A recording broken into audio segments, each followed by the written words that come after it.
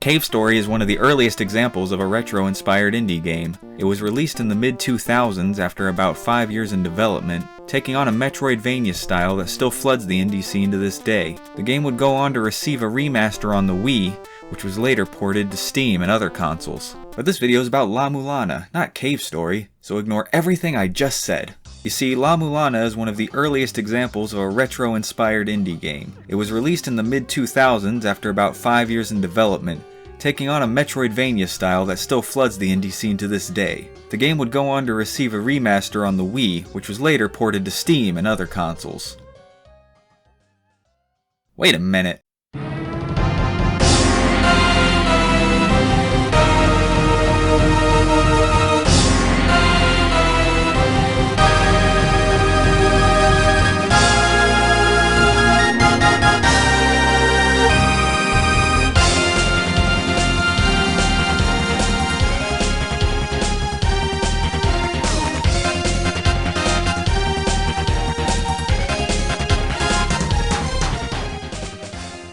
La-Mulana is probably the first game that comes to mind when you think of games you've never heard of before. As you could probably tell, it shares a lot of parallels with Cave Story, but it didn't have a fraction of the influence on gaming that the former did. Why is that? And what even is a La-Mulana in the first place?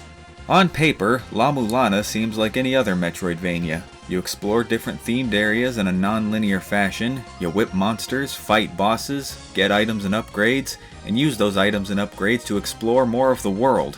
Where it differs from normal games in the genre is the emphasis on puzzle solving. In most Metroid games, you'll tend to find upgrades needed to progress just lying around the world, usually in an intuitive path led by the previous item you got. In La-Mulana, however, obtaining most items requires solving Myst-style puzzles using visual cues and hints given in tablets of lore. The game's not just a sequence of standalone puzzle rooms, though. A lot of the times, the solution to puzzles isn't even in the same room as the thing you're trying to unlock. And even the tablet giving you hints towards a puzzle solution can be in an entirely different area to the puzzle itself. It's up to you to figure out how the tablets and puzzles relate to each other, and if you even have the right items to solve them in the first place. This puzzle-centric philosophy ties in well with the Indiana Jones archaeology-inspired design the game goes for, using real-world influences in the architecture and theming of each area. And also, like Indiana Jones, it's full of death traps.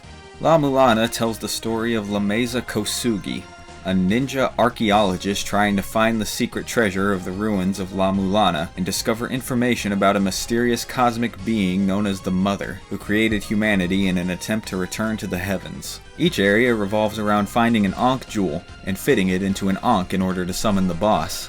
What makes the game so interesting is how the puzzles go beyond just inane block puzzles in a vacuum totally unrelated to what's going on. Usually they contain multiple stages that take place over the entire area, and sometimes even multiple areas. Many of them are significant to the plot and tie into the game's overall atmosphere. For an example, I'd like to share with you an early game area and the main puzzle relating to it. Spoilers obviously, so if you plan on playing the game and want a fresh experience, skip ahead to this time right here.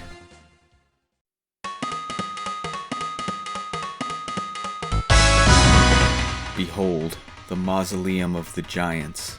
The sad memories of the giants are contained within. This area tells the story of the giants, and their failure to return the Mother to the heavens, and the subsequent civil war that broke out afterwards that led to their demise. It centers around 9 brothers, the first of the giants, with statues of each one strewn about the level. The sun shone brightly the day Leto fell in battle.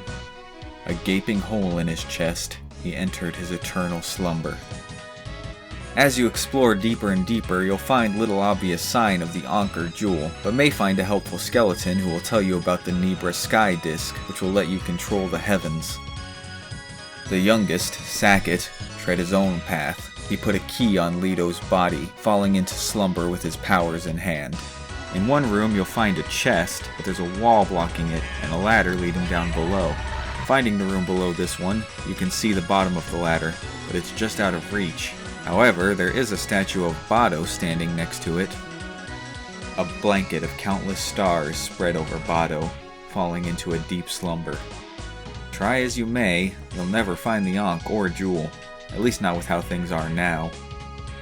It was a moonlit night that G started praying to the land. When you finally reach the bottom of the area, you'll find a contraption with a sun, a moon, and a star. This is the final key to the solution of the area. It may take you a bit of exploring or even random chance, but it will click. As you raise the sun to the top of the disc, you'll find that the statue of Leto, the one with the gaping hole in its chest, now has a switch you can press down. Doing so will reveal the Ankh in the hand of Saket's statue.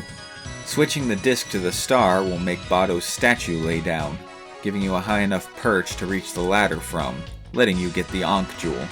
The Ankh, however, is too high up to reach normally, but swapping the disc to the moon will make G's statue kneel down in prayer, giving you a perfect platform to reach the Ankh, allowing you to activate the boss.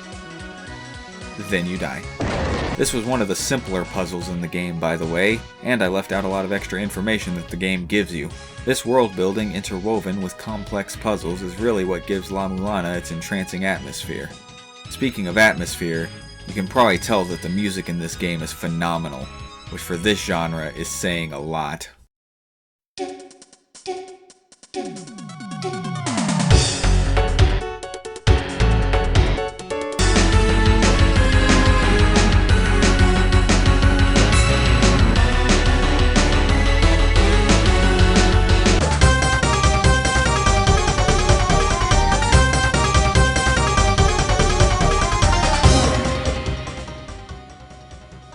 So, you've got an interesting story, great music, fascinating atmosphere. What's not to love?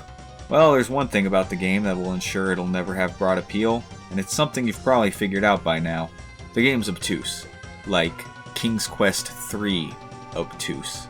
I'm talking Cicada 3301 levels of obtuse. In my mind, there's two kinds of puzzles, and you can differentiate between them by how you respond to the answer when you can't solve it. When you have to look up the answer to a good puzzle, you think, of course, I should have thought of that. However, with a bad puzzle, you think, okay, who in their right mind would ever think of that? And I'd be lying if I didn't say that La-Mulana really skirts the line between smart lateral thinking puzzles and insane moon logic puzzles that require a guide or randomly bumbling into the solution. Taking notes is absolutely mandatory. During my playthrough, I wrote down every tablet, as well as little details in the background I noticed, and even made my own maps of each area using flowcharts.